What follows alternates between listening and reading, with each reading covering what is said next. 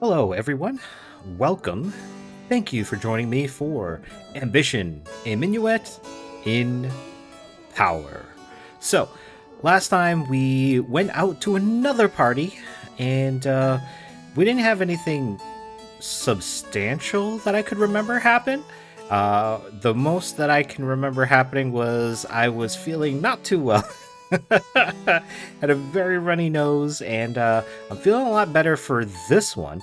So hopefully, I will be, I guess, easier to understand. Not that I'm easier to understand now, but we take it as we go, and we try our best. So I think what we'll do is we'll start by exploring Paris. And what we will do is we'll actually make some money by selling our stuff, maybe. Actually, let's check out what this is, the Maid and the Archer. Walking near the market, you come across your own maid of all works, who seems to be in a bit of trouble. Maid of all works? Who is that? Necessary honesty. Not everyone visiting Paris has the wry subtlety that you've grown used to. Some are far more blunt, however, that's not always a bad thing. Oh, we have chance for gossip here. Interesting. Gossip for both military and for revolution. Okay. Minions and misdirection. You've come across the hirelings of one of your earliest enemies. But what are they up to? This is, outrageous crown gossip, but also outrageous revolution gossip. And furnishings. You spot a certain wealthy widow making inquiries with a creator of bespoke furniture. I think we're going to go with this. Yeah. We have ability to gain favor with Honorade. So I think we're going to do this one, actually. I want to continue working on her favor and get her up to a point where, I guess, we'd be chilling or something. I don't know. Something. Out in the city, you find yourself wandering a street lined with businesses making and selling fine furniture. The air smells of rich woods, sweet resins, and pungent varnishes. Who am I? I'm like... what's his name? Yosemite Sam now. No, Elmer Fudd. Because he was the one that said, we're hunting wabbits, sweet wesins. I cracked myself up. Just looking at all the magnificent pieces on display is enough to make you wonder how much it would cost to replace the aging and splintering furnishings in your own home. Probably far too much. Absolutely. It's then that you spot a familiar figure, wearing a dress as dark as midnight, examining a store with a worn and illegible sign. Madame Gazelle doesn't seem to notice you as she enters the shop. Let's follow her inside, maybe. Oh, there's possibility of getting in peril. Increase your peril by a certain amount. But why? I don't know. Should we observe from afar at that point? I feel like we should just follow her. Let's do that. You follow Honorade inside the shop, slipping in just before the door closes. Inside, you recognize the establishment as another workshop specializing in fine furniture. The floor is littered with wood chips, but the products themselves look magnificent. You've gained a little peril. Honorade gently flags down the proprietor. Monsieur, is this Boule's Furnishings? Eh? What? Speak up, madam, he replies, holding a hand to his ear. All this time around hammering and saws must have taken its toll. I said, is this store Boule's Furnishings? I've been told you make bespoke furniture. What? Yes, this is Boule's. We do custom work, he replies both happily and a little too loudly. Well, if he is the woodmaker or the furniture maker, and yeah, if he's pounding a lot, his ears would get your mind out of the gutter, pounding nails and pieces of wood together. I don't know what you're thinking of. You and your gutter mind. Magnifique! I've been told that you specialize in craftsmanship and discretion. Madame Gazelle says as she leans in and unrolls a large piece of parchment in front of him. What do you think it would cost to make something like this? Monsieur Boule closely examines the paper, reorients it, and then stares at it some more. His expression is grave. You look over his shoulder at the plans and immediately recognize Madame Gazelle's handwriting. The drawing itself, though, you don't recognize furniture like that at all. It's all hard angles, strangely placed padding, and steel rings. Madame, what exactly have you brought into my fine shop? He asks, his voice tight. Madame Gazelle is starting to look concerned. Are you not Cesare Boule? Most certainly not, madame. I am his brother, Francois Boule. Cesar was kicked out of this shop last year for his vile and perverse creations. Oh. He probably means perverse as in like non-standard. That's probably what he's thinking. I should report you to the archers for bringing this obscenity into my fine shop. So this one is a credibility challenge. This one increases our peril, and this one will cost money. So the one that causes credibility challenge, so you're saying that you're unable to make it. The one that grows peril, yes, let's bring in the archers, and we can tell them all about Cesar's history. And then the one with money, if you do this, I guarantee that you'll find Madame Gazelle to be a model customer. Well, money always makes the wheel turn, so that's the easiest way I think will make things go smoothly. But it's not like she doesn't have money of her own, but maybe this will put us in her good graces, so maybe we'll do that. Yvette, what are you doing here? Madame Gazelle asks, noticing you for the first time, as you slip a hefty bag of coins into Monsieur Boule's pocket. You have spent 30 livres. Damn, we're almost all out of money now. Huh. The man places a hand to his newfound bag of coins and doesn't even bother to open it, merely testing it by weight. Your servant has made a fine argument, Madame Gazelle. We would be willing to overlook a certain indiscretions in exchange for your business. I think you'll find our craftsmanship to be outstanding. Ah. Monsieur, I would expect nothing less from a man of your abilities. She smiles and slips him a business card. Please send someone by when it's complete. Before you can say anything else, Madame Gazelle takes you by the hand and leads you outside. Yvette, I want to make it absolutely clear that I don't appreciate being followed, she growls at you. Oh dear, we upset her. Mm-hmm. Yet I do find it hard to argue with the quality of your results. Okay, well now I'm confused. Oh, we gained favor. You've gained a decent amount of favor with Madame Gazelle. Of course, I must ask you to forget what you saw, she continues with a breezy laugh. After all, I'd hate to ruin any potential surprises. Surprises? What do you mean, surprises?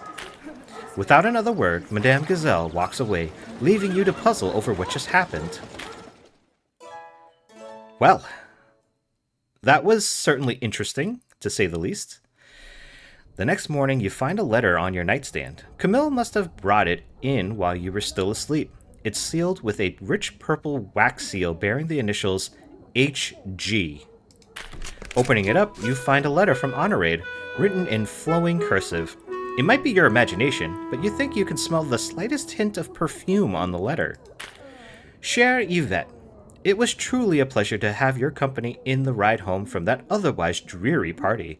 Still, I see that the thought that our host was allowed to ridicule you, in front of all those people no less, such a thing must not go unpunished. This is why I've been digging in some rather dark corners of the city. I have some information that you will find quite interesting. Honorade goes on to describe a particular fountain deep in the city.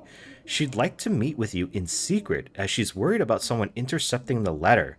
Is your enemy really that powerful? Honorade's clue is now available to visit in the Paris map. Please meet me there as soon as you can, and I'll share what I've learned. Bien effectuement, Honorade. Using your map, it doesn't take long to figure out where this particular fountain is. In fact, you could visit today, if you like. Guys, the party is tomorrow.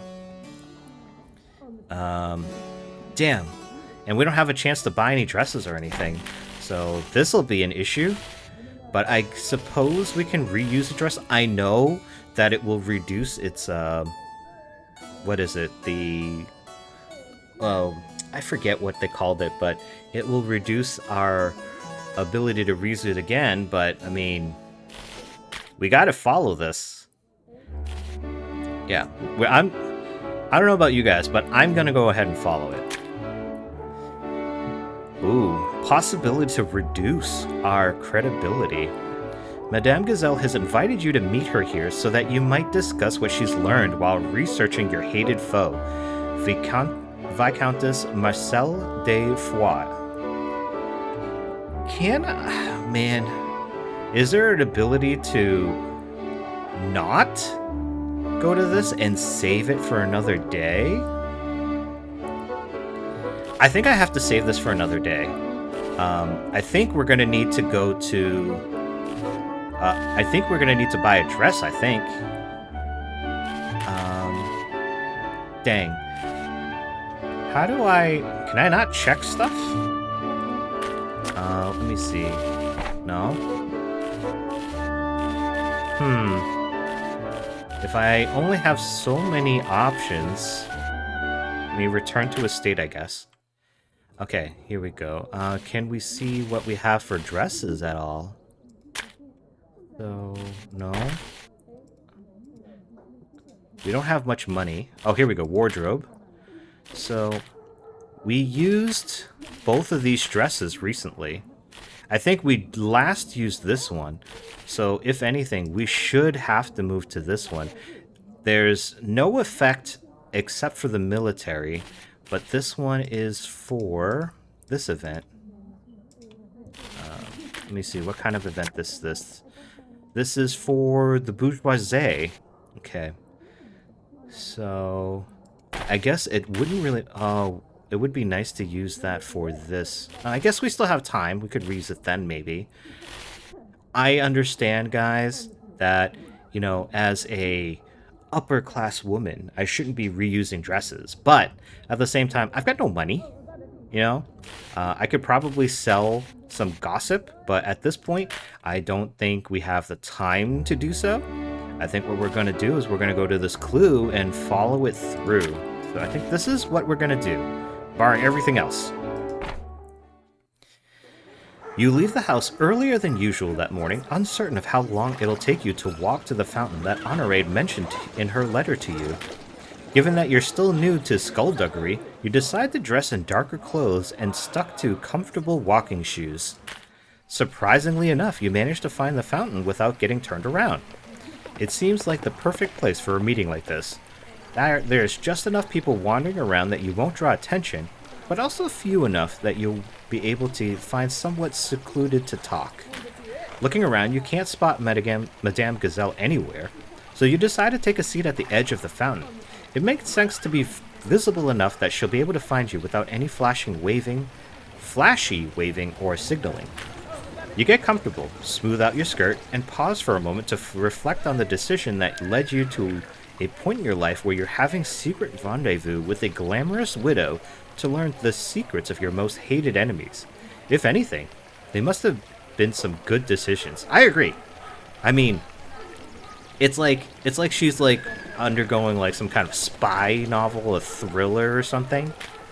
After only a few minutes of waiting by the fountain, Honorade's carriage pulls up and Renee, Honorade's trusted coachman, steps down off of his box to open the door for her. It's the middle of the day, but the inside of the luxuriously decorated carriage is still shrouded in gloom. Honorade steps down from the carriage. Bonjour, Yvette. I hope you haven't been waiting long. Please step inside. I would rather not share this information while in public. Merci, Honorade. Yeah, at this point, we've already trusted her. Why would we go and distrust that this would be discreet? I mean, it's her carriage, right? Uh-huh. Je t'en prie, she replies before offering her hand and helping you into the carriage. You've gained a little favor. Yeah, buddy, yeah. As with before, it takes a few moments for your eyes to adjust to the oppressive darkness within. Madame Gazelle follows you inside and takes up her normal seat across from you. With a silent signal to Renee, the carriage takes off. She sips at her glass of water and spends a few moments simply looking you over. You're not really sure what she's looking for. After a while, she seems satisfied and continues. Since you're here, I'll assume that you read my letter. It's possible that you're more forgiving than myself, but the thought of what happened to you that night still makes me livid. At first, I admittedly knew very little about Marcel, but the more I started learning about her, the less I liked. Now that I've gotten to know her better, I'm not surprised at all that she would be so contemptible. So I did what anyone else would do. I held meetings with as many of her business partners as I could, claiming to be interested in investing my husband's fortune. They, of course, fell all over themselves in order to meet with me and try to part me from my late husband's money. During those meetings, I asked about Marcel's family investments and pretended to be very impressed with whatever they told me. However, in that whole time, I couldn't find evidence that any of her family's investments were older than 30 years or so. So she's a fake noble, maybe? 30 years is a long time for a single person, but that's not how the aristocratic family see the world. I'm falling all over myself with these words. The Gazelle family's fortune is 40 years old, and we're still derided as new money. Honorade pauses to sip her water and sneer at some unseen adversary. Yeah, 40 years in the grand scheme of a person's lifetime is a long time. But in a lineage, 40 years isn't very new. That's what they would, like she's saying. She's saying, like, even other people call 40 years like new money.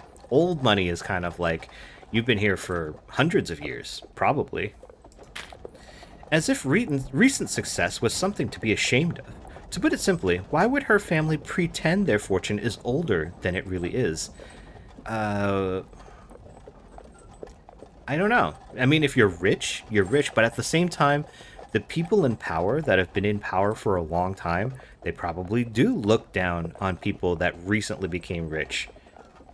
Right? I mean, these are people who think they run the world, that think that their family has run the world for so long that everyone else is beneath them. It's like anybody that comes from their family is born into this some kind of unseen, unwritten privilege that nobody can touch. And then these new people with new money, they're like, well, you don't understand what it's like. This is a different and completely separate world.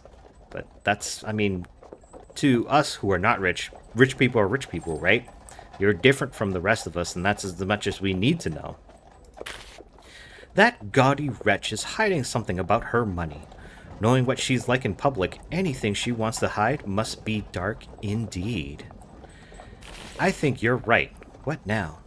You're enjoying this, aren't you? I think we should express a desire, maybe even a fervor for this instead of questioning whether or not she's enjoying.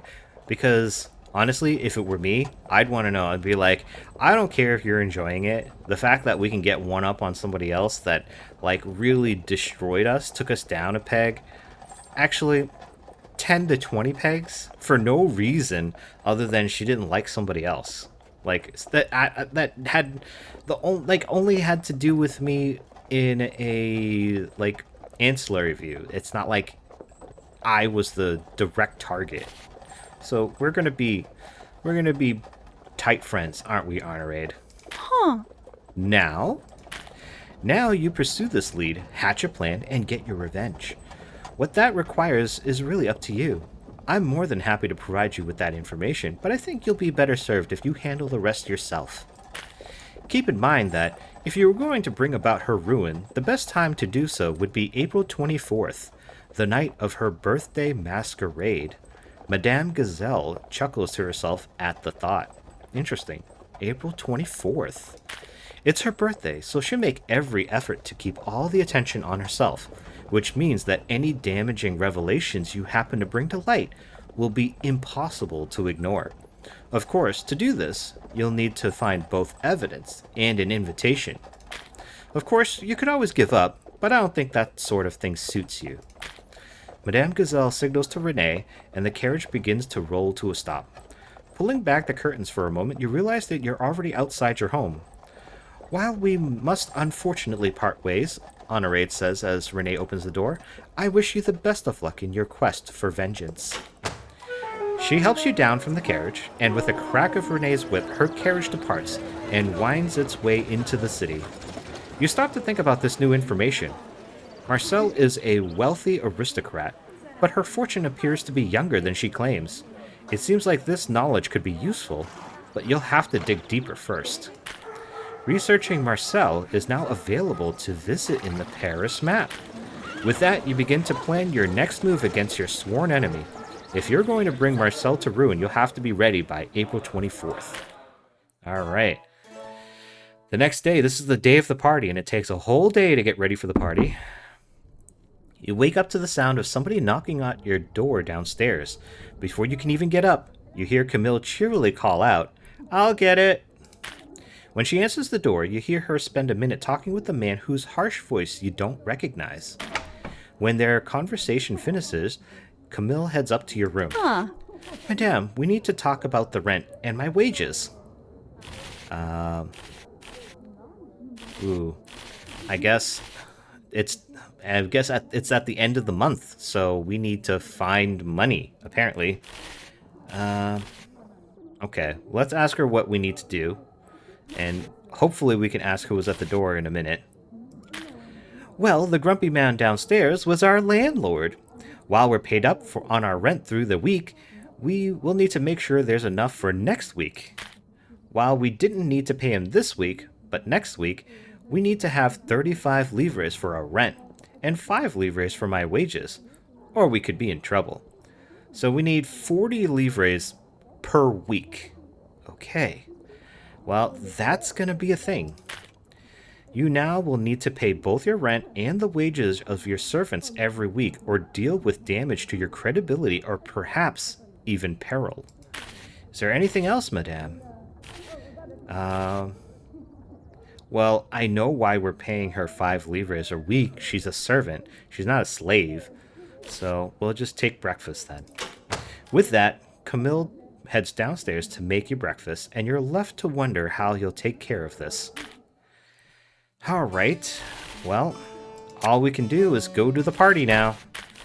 With our lack of dress. So this is a wine tasting. And we are exhausted, so we have -5 credibility. So we just used the provincial dress, so that will go down quicker. Let's go with the provincial outfit, and so we don't lose any points with any of the other ones. It will still lose our novelty, but, I mean, we still need to do this. So we'll go to the party with this. We'll lose 5 credibility.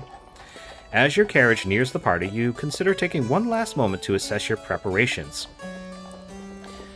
If we assess our preparations, will that do anything for us? Because I don't think there's anything that will benefit us to do so, so let's just straight head for the party. Maybe it will still hit the credibility and stuff anyways. You brush off the notion and step down out of your carriage. You already know what rumors to listen for and what advantages you already have at your disposal. Yep, credibility down because of, our exhaustion. Yeah, your level of restedness has altered your credibility. Your choice of outfit has not altered your credibility, and you have gained a piece of cheap bourgeoisie gossip. The servant checks your invitation, and everything seems to be in order. And we can't do any payment because we have not enough money to make an offering to our host. Nod to her and enter the party. She curtsies to you, and as you pass you by, and enter the party. Now let the games begin. Alright. Thinking about it, I'm not sure I'm doing a very good job with all this management. There's so much that's going on, and A lot of these conversations and stuff are not turning out the way that I had hoped or anticipated. So we will hopefully be able to get through this with our head attached firmly to our torso. Alright, a small wager.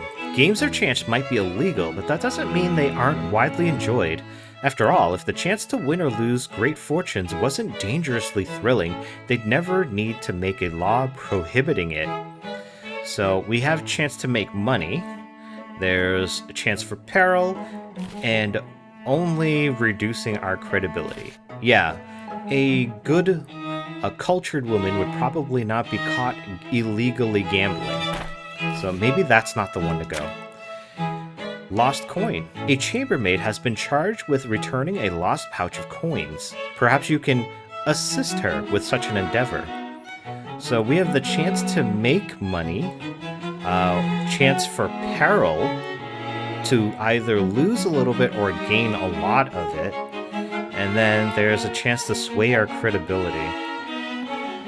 So this assisting, meaning that we would steal the bag of coins from her. Ooh, that's very tempting though. Right, this one. A pair of women seem to have quite a bit to say to each other, but aren't doing so. Whatever dangerous rumors they've gotten a hold of, they can't bring themselves to speak it in public. If one were to get one of them alone, however, you would get, there's one for favor with honorade, but it looks like there's no chance of gaining favor, only losing her favor. Okay. And then there's gossip. Lots of gossip types. And then here, crystal clear. Madame Gazelle is speaking to some woman named Johanna. Something about seeing those two together is putting you on edge. Okay, so there's a chance to increase her favor here, and then credibility could be swayed one way or the other, and then there's quite a bit of a chance to add peril, but I think we're going to continue speaking with honorade. You see Madame Gazelle at the party and decide to approach her, but you notice that she's not alone. There's another woman with her. Madame Gazelle perks up when she sees you approaching. Bonsoir, Yvette. Wow, this woman here looks quite evil, or very devious at the very least. Have you met Johanna Desjardins?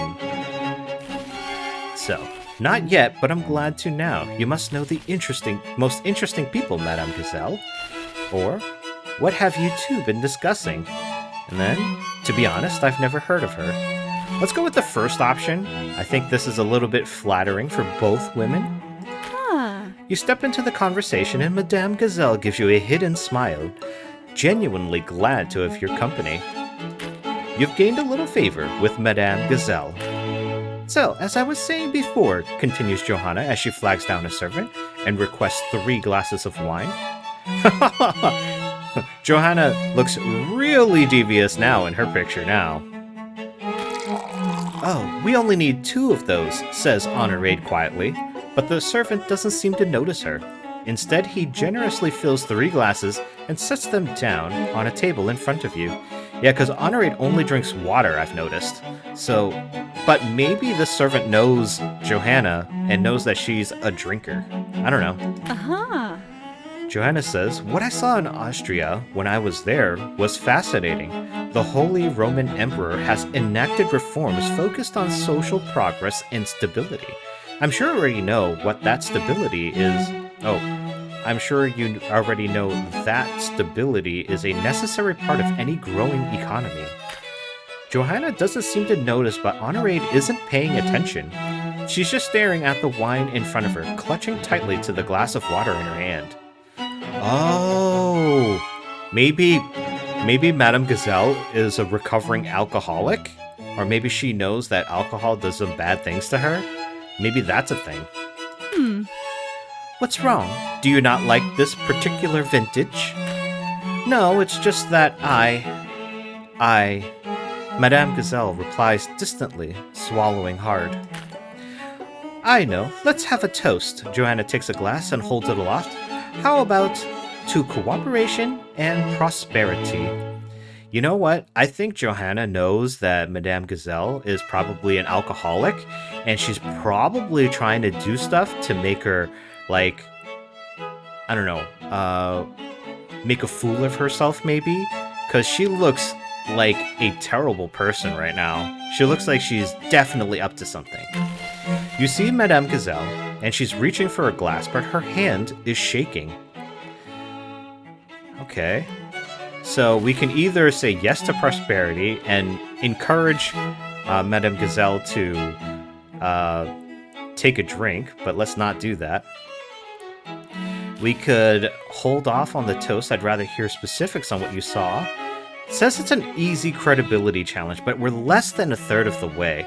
I think what we need to do is we need to take on some peril in order to do this, because I don't think we're going to pass this credibility challenge. We have, like, very little credibility at all. So what we're going to do, I think, is we're just going to take the glass from her and finish it, and that'll probably help her out, I think. Thinking fast, you snatch up her glass and finish it in a single draft, followed swiftly by your own. You shudder at the feeling of so much liquid hitting your stomach all at once. Honorade stares at you, completely dumbfounded. Johanna is less enthused by this display. What the devil is wrong with you? She asked loudly enough for the other guests to hear. You've gained a decent amount of peril. Holy cow! That's a lot of peril. We're almost at the same amount of peril as credibility. Huh. Be gone, you uncultured swine. Did they say that to us or to Johanna? Madame Gazelle recomposes herself at the sound of this assault on your character.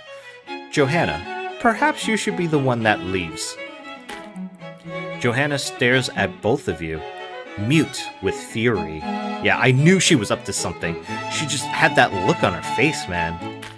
Without another word, Johanna leaves. Her rage is palpable. Thank you, Yvette. You've gained some favor with Madame Gazelle. That was very brave of you. Alright. So we can ask her about what happened. We could just take the compliment, or we can brush it off. Are we close enough to ask her what happened there and if she's alright? Or do we just take the compliment? I mean, we gained 2 favor with her. Let's go ahead and ask her. I mean, I think we saved her from an alcoholic binge. So let's try it. Huh. When people ask, I usually tell them that I just don't like alcohol. She lowers her voice. However, the truth is that I like it too much. I knew, like, she was drinking water. At first I thought maybe it was something else, but when she said no to the alcohol when it was being offered and she was just staring at it and her hands were shaking, I figured, yeah, she was probably an alcoholic. When my husband died, I don't remember the month after his funeral. One evening I woke up in the garden, passed out in a flower bed, and realized I had no idea what day it was. That's when I decided I needed to stop. It's not been easy. Mm-hmm. So thank you, and please keep that knowledge between us. You've gained some more favor with Honorade. Nice. Listen to me. She laughs and rolls her eyes. I'm supposed to be the one who's powerful, cool, and in command. And then we can either say, I'll forgive you, this time. You can be all of those things and still be human, or I'm sure you'll move past it eventually. I think we're going to encourage her and allow her to know that she can be human and it'd be fine because, you know, we're cool. We're like gal pals, you know? Thank you. I needed to hear that. More favor. Oh yeah, we're really rolling it in now. You and Madame Gazelle chat together for a little while longer before parting ways. While the worst has been avoided, she still looks exhausted by the thought of what could have been. You look around the party, checking to see if there's anything else you can do before the end of the evening. Yeah, this is a wine tasting after all, so probably wasn't the best idea for her to come to a wine tasting. Let's see, a brief skulk. It appears that the party's host has left their study unlocked. This might be a valuable opportunity for someone of a more unscrupulous nature. So we have chance to gain some gossip, lots of cheap gossip, a chance to make a little bit of money, and a big chance to reduce our credibility.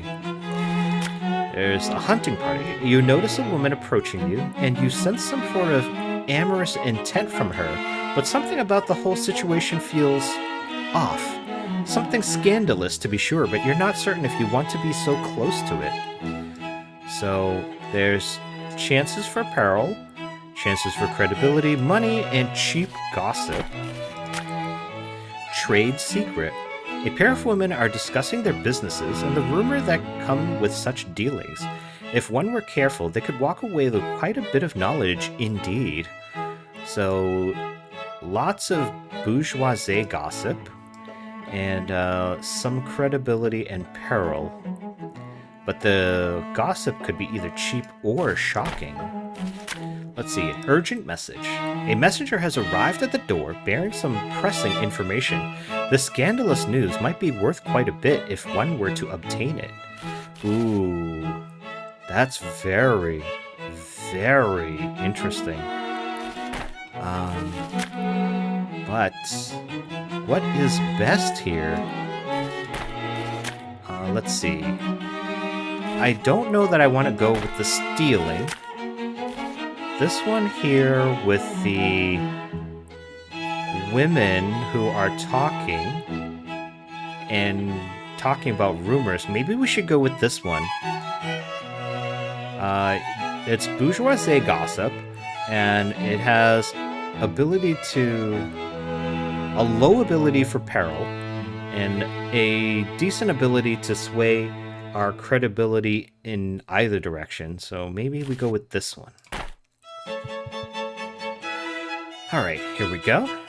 You find yourself chatting with an interesting pair of women. They both manage their own personal fortunes and are trying to invest in businesses all across the city to grow their wealth. You rarely get a chance to meet women like this, even in Paris, which is what initially drew you into the conversation. Apparently, all of this business causes them no shortage of stress. When people are stressed, they tend to say exactly what's on their mind, which means it's been exceedingly easy to find new gossip. You've gained a piece of cheap bourgeoisie gossip. Oh, how are things going with that new tea importer you've been looking to invest in? Her companion sighs. Well, it was going to be easy, but of course something had to come up and get in the way of everything. She then turns to you and looks embarrassed. Oh, I'm so sorry. This is all just business. I don't want to bore you with a mountain of trivial details. You grit your teeth into the shape of a smile.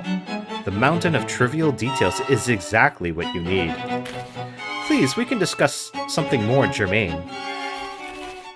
So we could either say that we're willing to learn. There's no need to patronize me. Please keep going. If that would make you feel better, we can move on to another subject. It says it's an easy credibility challenge, but I don't know how easy is easy. But let's go with please keep going. I'm always willing to learn. Huh. Oh, really? She asked, genuinely trying to determine if you're just humoring her. Well, if that's the case, then let's forge onward. The other woman chimes in, brimming with excitement. Gained a little credibility. Yes! Now we're back to where we were before the night. They start explaining the latest issues going on amongst the bourgeoisie. As far as you can tell, every functioning business in Paris is connected in some way or another. If one of them starts running into issues, it ripples out to everyone else. Sometimes you feel like you've never left your village. Everyone is always bumping into each other and being rebuked for inconveniencing people they've barely ever given a thought to. Everyone is connected, so they all feel like they're allowed to judge you for your decisions. You chime in with a few observations of your own, but otherwise let them talk while you try to take in as much as possible. Gossip is easy when it's people you know. When you don't, it's a difficult task just to keep all the details straight. You've gained a piece of shocking bourgeoisie gossip. You thank them for their time and make a graceful exit. As you leave, they regard you with a wary fascination. They're so unused to outsiders taking any interest at all that they can't understand why anyone would care about the details of their concerns. Alright, we lost 10 novelty to our dress. at the wine tasting. We got cheap bourgeoisie gossip, shocking bourgeoisie gossip. We gained some credibility. We increased our peril by 15. That's what it was. And we got 7 honor raid favor. Very nice. All right, March 30th. All right. You know what, guys? I think that is enough for one day. We went through the event. I think there's enough that went on there that I think we are good to go, you know? We've had quite a number of days to go before the next event, but, you know, I think ending the video after an event is probably a good place to stop, and then the things that we do going up to the next event is a good way to like build some steam, some momentum into the event. So I think we'll stop here, as I've been saying for the past 5 minutes already. So I hope that you guys have enjoyed. I know that we're moving deeper into Madame Gazelle's story here, and I'm really interested to see whether or not we can actually fulfill this interesting turn of events and put one up on Marcel. We don't have it in our calendar. Oh, because we need to get an invite. Boy, come on, Dan. Let's use our noggins here. All right. Speaking of using our noggins, let me go and rest mine. I hope you guys have enjoyed. I hope that you are interested enough to come back, and I will see you next time. All right, everyone. Until then, bye.